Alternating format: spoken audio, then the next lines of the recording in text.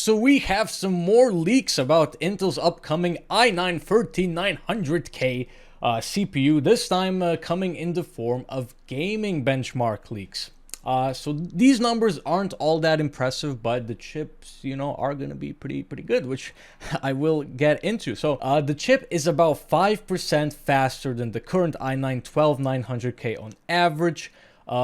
But this is only for max frame rate in games, and what you have to keep in mind that this chip has 8 more cores than the current 12900K, 8 efficiency cores.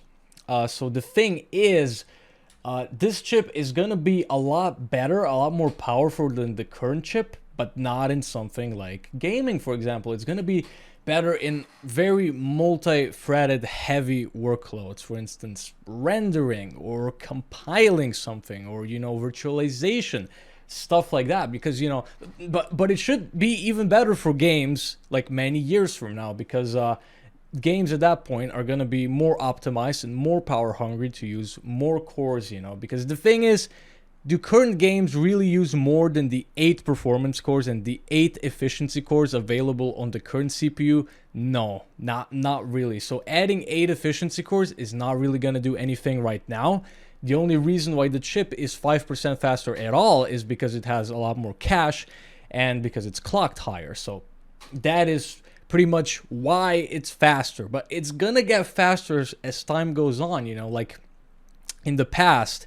What happened is games were very optimized for dual-core CPUs. And if you got a quad-core CPU, technically you had a lot more horsepower, but the game wouldn't really run much better because it was just optimized for 2 cores.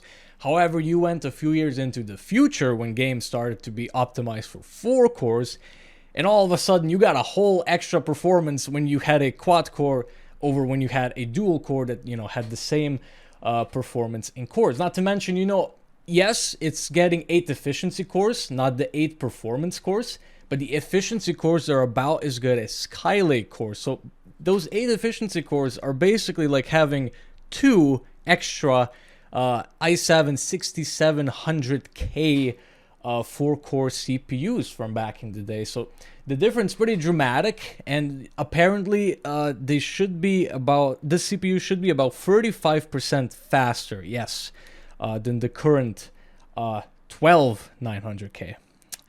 These numbers are getting pretty high up there, Intel. Please, if you have the dyslexia at this point, good luck. So anyways, but there is an interesting benchmark. So the max frame rate is not that much higher, so around 5 to 10% in all 3 resolutions, that being 4K, 1440p, 1080p.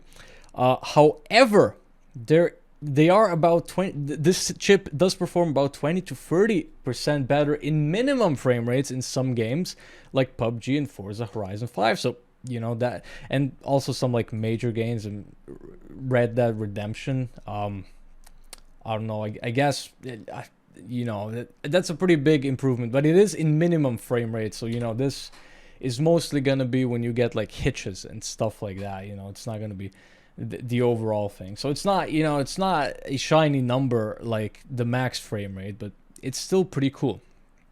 However, of course, this is a pre-production sample, so things like the clock speed, things are gonna be optimized a lot better by the time that this CPU actually comes out to the general consumer. There might be microcode updates and such. So the chip should only be better when it actually comes out, So it's 5% faster right now, could be even faster, It really shouldn't be much less faster. In fact, this chip in these benchmarks was running at 5.5 gigahertz. Apparently, it's supposed to come out to consumers and run at 5.8 on the max boost clock. So it's already, it's already a little bit, it had some brakes put on it, basically, at this point.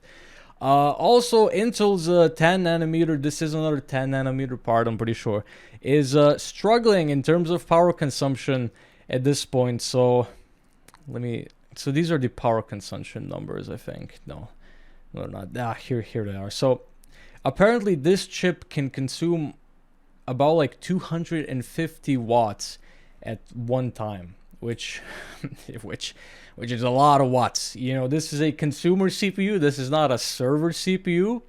So as a consumer, you know, to just put it in perspective, 250 watts, a high quality 240 millimeter all-in-one liquid cooler is not going to be able to cool that.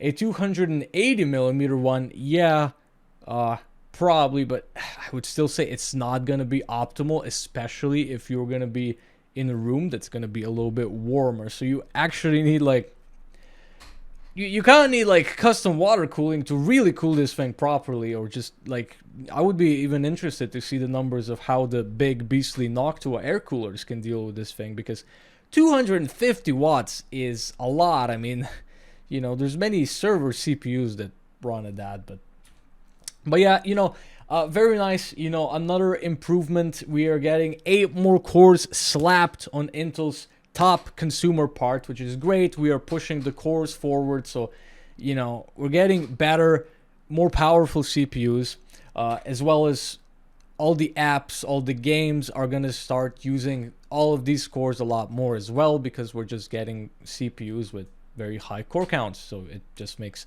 sense to take advantage of that. So pretty cool.